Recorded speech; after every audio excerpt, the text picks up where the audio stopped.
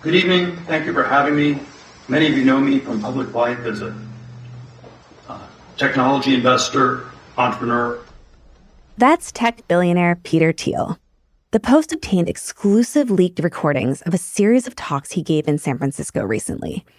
The topic, broadly, was faith and technology.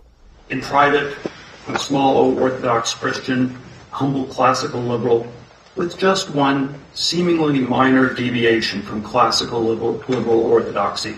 I am worried about the Antichrist. That's right, the Antichrist.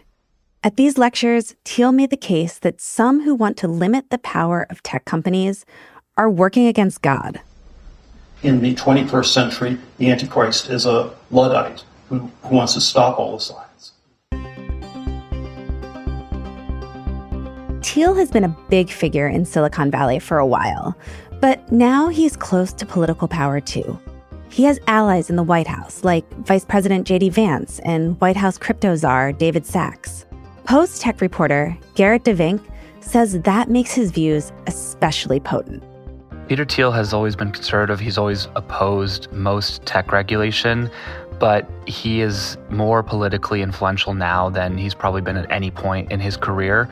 And he's also bringing in his religion, his faith, which just sort of amplifies these ideas and gets a lot more people talking about them. From the newsroom of the Washington Post, this is Post Reports. I'm Colby Ekowitz. It's Thursday, October 23rd.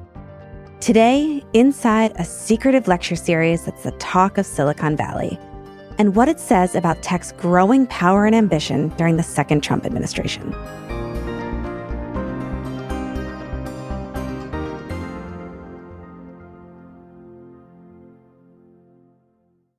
Hey, Garrett, thanks so much for joining me. Of course. So, Garrett, before we dive too deeply into these lectures, I think it'd be helpful to know about Thiel, who he is, and how has he gained all this power in the tech world? Peter Thiel is, one of the richest people in the world, so that's a big place of where his power comes from. And his wealth really stems from being an early investor in a lot of the big technology companies that have kind of grown in size over the last 20 years. He helped found PayPal, and he sort of traveled in these circles, investing in different companies. Probably the biggest one was Facebook, and that's where a huge portion of his wealth has come from over the years. Then he helped to launch Palantir, which is a data company that is one of the most valuable companies in Silicon Valley today. And they're a data company that helps law enforcement agencies. And so he's actually gained his wealth from multiple big investments. And that's given him a platform as a venture capital investor. A lot of people want his advice. They want his money for their own startups. But he's also very conservative politically. And that's something that up until recently has been pretty rare in Silicon Valley. Yeah. What has his role been in our political system? Yeah, it goes back all the way to when he was in college at Stanford. He created a conservative journal there. He's, been someone who sort of believes in getting ideas out there into the culture. And in 2016, he supported Donald Trump's presidential campaign and actually later served on his transition team. Was the Donald Trump campaign, was that the first time he really got himself involved in national politics in that way? That was definitely the most prominent. He also supported J.D. Vance, who's actually one of his mentees. Of course, J.D. Vance now, the vice president of the United States. They worked together for a short period of time, and he supported J.D. Vance's Senate campaign. He kind of picked this guy early on in his career, helped fund his rise, and now J.D. Vance is really at, the center of the MAGA movement. Okay, so Thiel has... What you're saying, he's got a lot of power and influence, obviously in the business and tech worlds, but also now in the White House. Let's turn to these lectures, though. What exactly were they advertised to be about? Yeah, it's really interesting. It was marketed very directly. The title was The Antichrist, a 4-part lecture series. It happened every Monday for 4 weeks. And in order to get in, you actually had to agree to go to all 4 lectures. And each one took over 2 hours. And so this is a fairly big commitment. It's almost like taking a college seminar is kind of what it seems like. But these were all off the record, right? How did we get recordings of these lectures? So, we were leaked these recordings by, one of our sources. Obviously, we're protecting their identity because they, had agreed not to do that.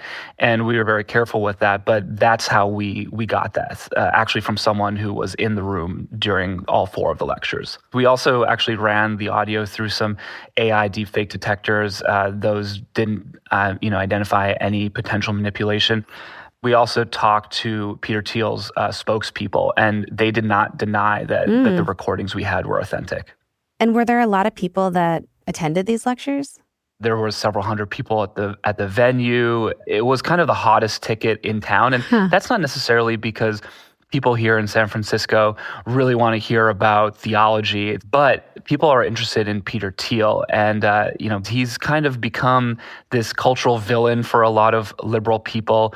People may remember that he participated in funding a lawsuit against Gawker, a liberal-leaning news website that actually led to Gawker eventually being shut down. And also his support of Palantir, which a lot of people see as this sort of spooky, kind of vaguely sinister data and surveillance company, even though in reality they're a little bit more boring than that.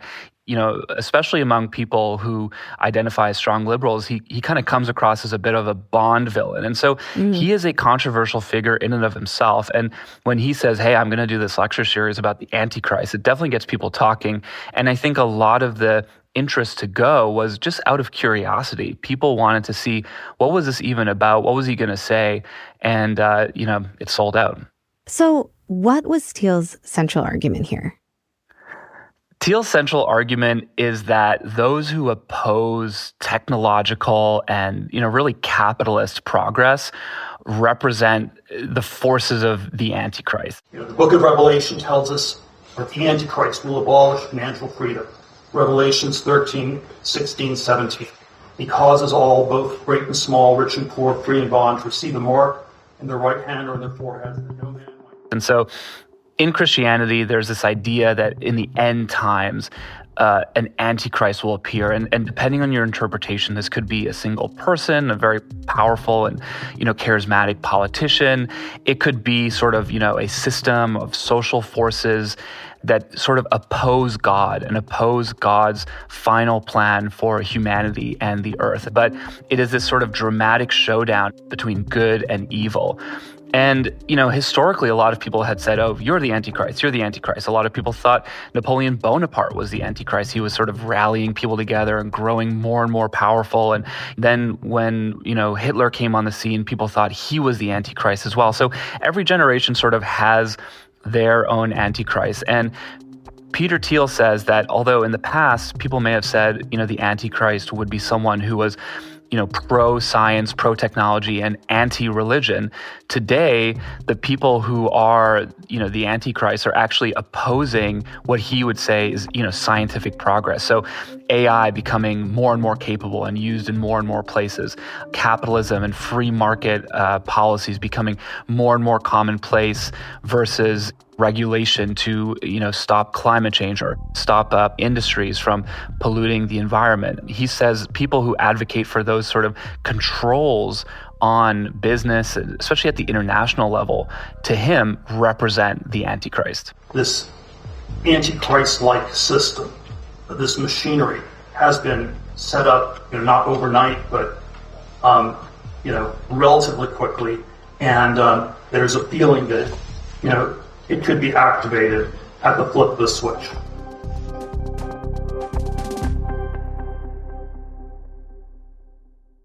So in Thiel's view, are there specific people who actually are the Antichrist? So Thiel doesn't identify the actual Antichrist, but he does name a few people that he says are legionnaires of the Antichrist. It's someone like Greta or Eliezer. He mentions the climate activist Greta Thunberg and some people who are advocating for regulations for AI, such as Eliezer Yudkowsky. The East Bay rationalist Eliezer Yudkowsky. I'm embarrassed about all the ways I was once affiliated with these various people, how strange and crazy they've all gone. Greta Thunberg, she has, rallied a lot of young people to do very, direct actions, protests, demand stricter, more, rigorous climate action from politicians for years now.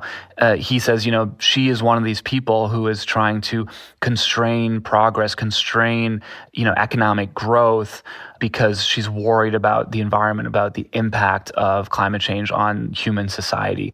And Eliezer Yudkowsky, who's actually, growing in prominence, he is one of these people who believes that as AI becomes more and more powerful in, a very short period of time, just a number of years, less than 10 years maybe, AI could become so powerful that, humans can no longer control it. He also name checks a Swedish philosopher, Nick Bostrom. I'm going to also speak a little bit on Nick Bostrom. For the EA, who's sort of responsible for popularizing the idea of a superintelligence. So that is this theorized AI that is way smarter than humans and will make decisions that we can't even fathom. And, he sort of says these are all people in hyping up the dangers of AI or hyping up the dangers of unrestrained progress or economic growth are hastening the coming of the Antichrist. Is the argument there, Garrett, that God is pro-technology, God is pro-capitalism? I mean, it's very convenient, right? Because Peter Thiel's fortune does rest on, tech companies continuing to grow and make more money and, not to be constrained by regulation. And so, Peter Thiel, when you listen to these recordings, I mean, he's clearly spent a lot of time thinking about these things, reading about these things. I do think his beliefs are probably truly held, that he is a religious person. But ultimately, I mean, that's what he's saying, right? He's saying people who, want to slow down the progress of AI because they're worried that AI could become so powerful that humans can't control it anymore, those people are the forces of the Antichrist, because they will sort of come at a moment when the world is nervous about technological advancement, and they will say, we will give you an answer, and if you just follow me and follow my rules, we can avoid the dangers of technology. And right now, in the conversation around AI is talking about that, right? I mean, some people truly do believe that in the next few years, artificial intelligence will become so powerful that humans won't be able to control it anymore. And a lot more people also believe that even though that's probably not going to happen, AI is still a technology that needs regulation. When you poll people in the United States, most regular people say, yeah, of course, we should regulate this technology to make sure that it's not being infused with bias, being used to decide who's a criminal, who's not, being given to children without checking to make sure that it won't have negative impacts. And there's a lot of conversation about tech regulation. And Peter Thiel says, anyone who's sort of pushing that regulatory framework is just sort of setting the stage for more control over people's lives, totalitarianism. And that's really where his argument goes.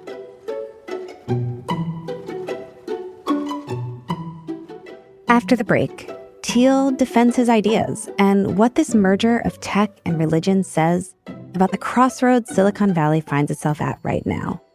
We'll be right back.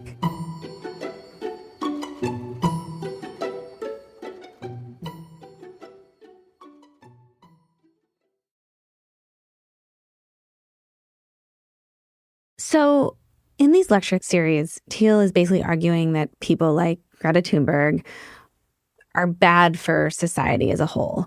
But I guess I'm still confused, why he's making a religious argument about tech regulations. What's the connection there?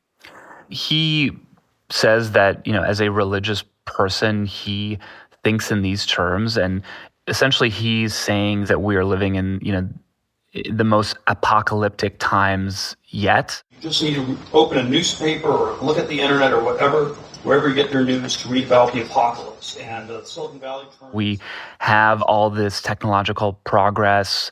We also have all this geopolitical conflict, the old assumptions in the 20th century about, the U.S. being, the most powerful nation in the world is potentially starting to slip. We have, China rising. We have the war in Ukraine. We have war in Gaza and all this conflict. And I think a lot of people would say, yeah, that sounds about right. It feels like things are getting worse in the world. Again, a lot of generations have said that about their own times. But, Peter Thiel sort of makes this argument that we're in this apocalyptic time. And, as humans, we need to avoid that apocalypse where maybe we have a nuclear war and, millions and millions of people die. And we also need to avoid the Antichrist, who he believes is someone who will come in and say, hey, if you want to avoid that conflict, follow me, follow the one world order, the world totalitarian government. I think there are a lot of rational reasons I can give why the one world state's a bad idea. Turn the planet into a prison. I think the tax rates will be very high. There's sort of ways in which, I can describe this sort of financial, ideological machinery that's been set up and that has this sort of incipient totalitarian quality. He also brings up a lot of international financial regulations, which affect him personally as a billionaire with money that he likes to keep and not give up to governments. And so, a lot of his arguments for this sort of budding global totalitarian system are essentially saying, I don't want countries to conspire together to make sure I pay my taxes. And so there's definitely a large self-serving part of that, but that's kind of where he's coming from. Yeah, I find all of this a little hard to follow because his argument seems a little hard to jump from, the Antichrist to totalitarian rule to technology. Like when you were hearing these arguments, what was your reaction? I mean, I do think that there's a lot of holes in his argument. Thiel actually, talked about some of these ideas on the New York Times columnist Ross Douthat's podcast. I just don't see the promise of safety from AI, safety from tech, even safety from climate change right now as a powerful, universal rallying cry, absent accelerating change and real fear of total catastrophe. Douthat is a fellow conservative, and even with him in that conversation, Thiel, has trouble sort of justifying some of these arguments. These things are so hard to score, but I think environmentalism's pretty powerful. I don't know if it's absolutely powerful enough to create a one world totalitarian state, but man, it is. I think it is not. It is in its current form. I want to say it's the only thing. He also talks about the International Criminal Court, but again, those are not very strong and enforced, rules. He says, the fact that, Israeli Prime Minister Benjamin Netanyahu can't really travel around the world because he might be arrested by the International Criminal Court shows that there's this, incipient form of global regulation. But I think anyone who has studied international relations, they know that all attempts to have, strong international law, it hasn't really gone anywhere. Well, it's interesting to hear Thiel kind of rail against the idea of totalitarianism when, there would be some in this country who would argue that President Trump is moving the U.S. towards authoritarianism, centralizing power around the executive. I mean, has Thiel ever been questioned about that? Yeah, I mean, it's something that I wish had come up in the Q&A. You could point to the United States. You could point to other, governments where there is this sort of, anti-democratic backsliding.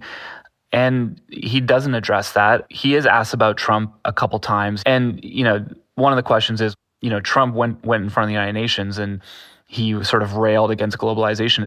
The entire globalist concept of asking successful industrialized nations to inflict pain on themselves and radically disrupt their entire societies must be rejected completely and totally, and it must be immediate. Isn't this a sign that, the good guys are winning, essentially? The anti-globalists, those who oppose international orders are winning. And Peter Thiel says, yeah, I guess so, but Trump is just one person and we can't put all our eggs in one basket. It's that's an unfairly high bar you're giving to Mr. Trump.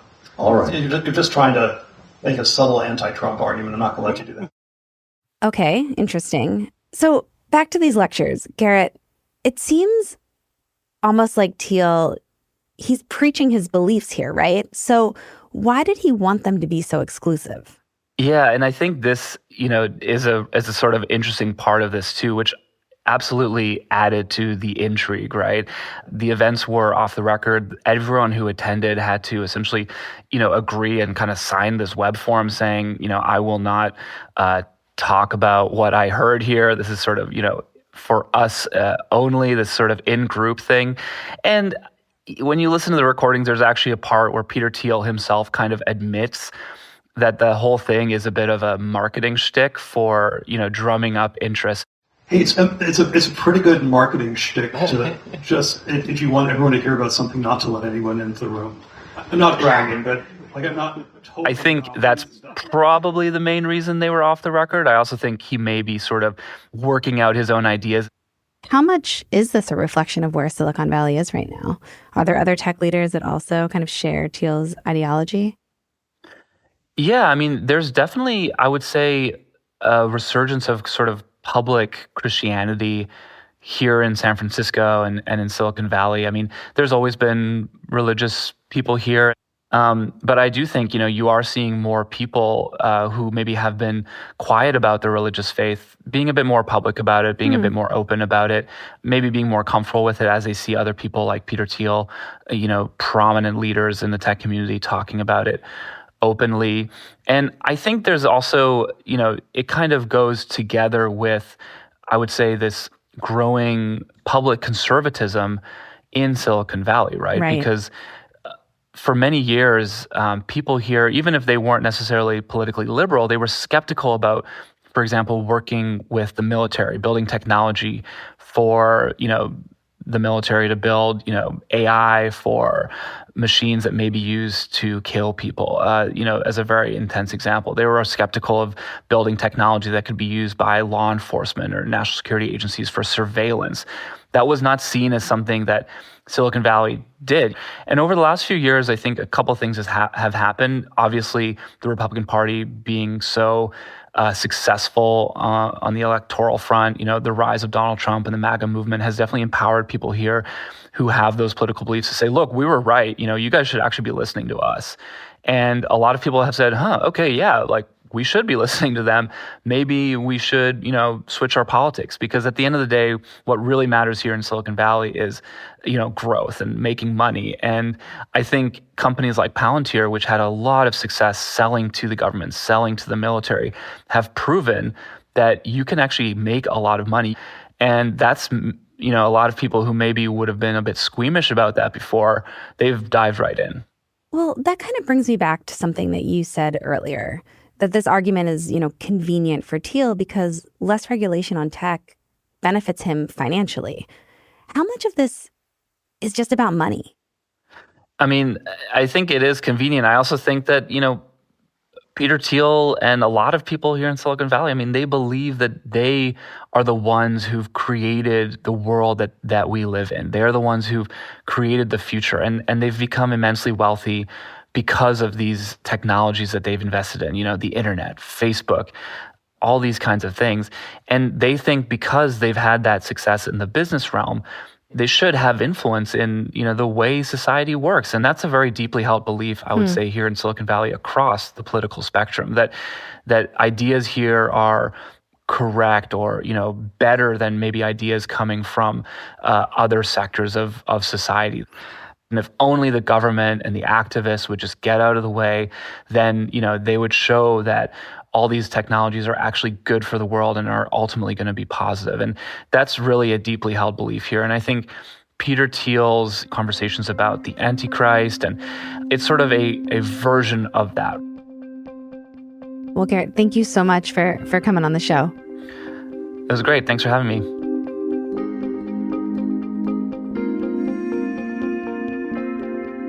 Garrett DeVink is a tech reporter for The Post. That's it for Post Reports. Thanks for listening. If you're looking for the latest updates on the big news of the day, check out our morning news briefing, The 7. We bring you the 7 stories you need to know about every weekday morning by 7 a.m. You can listen to it wherever you listen to podcasts. Today's show was produced by Sabby Robinson. It was mixed by Sean Carter and edited by Laura Benshoff. thanks to Tom Simonite. I'm Colby Ickowitz. We'll be back tomorrow with more stories from the Washington Post.